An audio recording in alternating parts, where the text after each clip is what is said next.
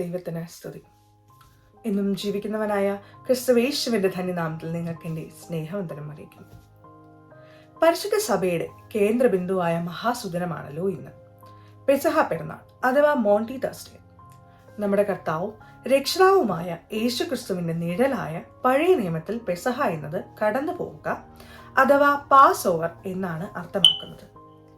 കട്ടിലപ്പടിമേൽ തളിക്കപ്പെട്ട കുഞ്ഞാടിന്റെ രക്തത്താൽ ഇസ്രായേൽ ജനതയുടെ ആദ്യജാതന്മാരെ സംരക്ഷിച്ചതിന്റെ ഓർമ്മയാണിത്. യഹൂദന്മാർ ആചരിച്ചിരുന്ന 7 പെരുന്നാളുകളിൽ അതിപ്രാധാന്യമുള്ള പെരുന്നാളായിരുന്നു പെസഹ.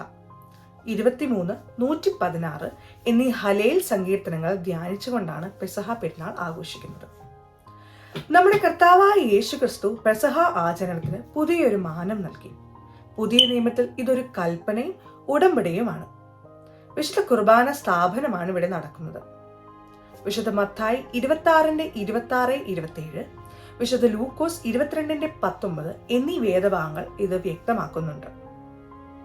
അവർ ഭക്ഷിക്കുമ്പോൾ യേശു അപ്പമെടുത്ത് വാഴ്ത്തി നുറുക്കി ശിഷ്യന്മാർക്ക് കൊടുത്തു. വാങ്ങി ഭക്ഷിപ്പിൻ, ഇത് എന്റെ ശരീരം എന്ന് പറഞ്ഞ് പിന്നെ പാനപാത്രം എടുത്ത് സ്തോത്രം ചൊല്ലി അവർക്ക് കൊടുത്തു. എല്ലാവരും ഇതിൽ നിന്ന് കുടിപ്പിൻ, ഇത് അനേകർക്കു വേണ്ടി പാപമോചനത്തിനായി ചൊരിയുന്ന പുതിയ നിയമത്തിനുള്ള എന്റെ രക്തം.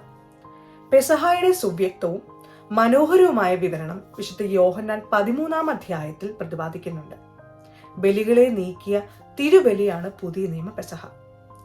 പാപാവസ്ഥയിൽ നിന്ന് നമ്മെ സ്വതന്ത്രമാക്കുവാൻ യേശു അർപ്പിച്ച ബലിയുടെ പ്രതീകമാണ് പെസഹ.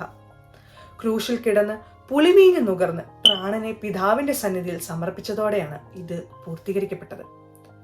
യേശുനാഥനും ഒരു വിശ്വാസിയും തമ്മിലുള്ള ആത്മബന്ധത്തെ പെസഹ അടിയുറപ്പിക്കുന്നുണ്ട്.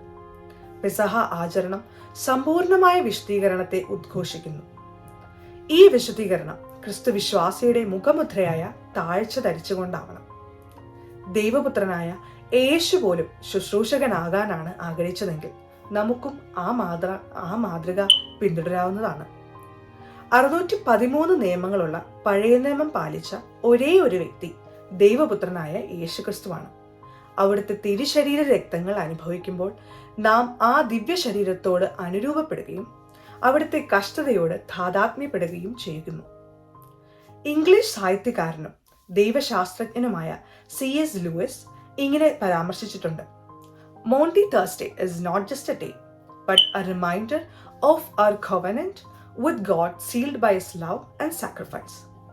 നമുക്കും മനനം ചെയ്യേണ്ടുന്ന ദിനങ്ങളാണല്ലോ ഇത്. Where we stand and who we represent. ആ ധൂർത്തുപുത്രനെ പോലെയാണോ, അതോ സ്നേഹത്തിന്റെയും ക്ഷമയുടെയും പ്രതീകമായ പിതാവിനെ പോലെയോ? അർത്ഥസമ്പുഷ്ടമായ പെസഹായുടെ കൗമ ഒന്ന് ആലപിക്കട്ടെ. പെസഹായാൽ പെസഹാടിനെ നീ കിയമശിഹ മോധി പിച്ചരുളുക കൃപദിൻ പെസഹായാൽ. എല്ലാവർക്കും പെസഹ പെരുന്നാളിന്റെ ആശംസകൾ നേരുന്നു. ദൈവനാമം മാത്രം മഹത്വപ്പെടുമാറാകട്ടെ.